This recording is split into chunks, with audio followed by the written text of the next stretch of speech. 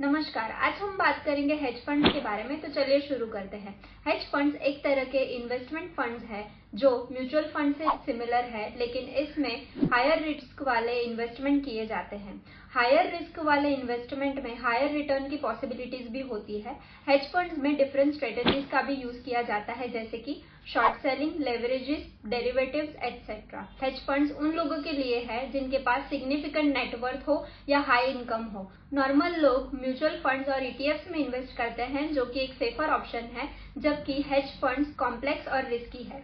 4 types के hedge funds होते हैं: global micro hedge funds, relative value hedge funds, activist hedge funds and equity hedge funds. अब हम देखते हैं कि इसके प्रोज और कॉन्स। इसके प्रोज है higher returns, diverse strategies and professionally managed, और इसके कॉन्स हो सकते हैं higher risk, limited liquidity and high fees. I hope कि ये वीडियो आपके लिए हेल्पफुल रही हो। ऐसी ही जानकारी के लिए हमारे पेज को जरूर फॉलो करें। Thank you.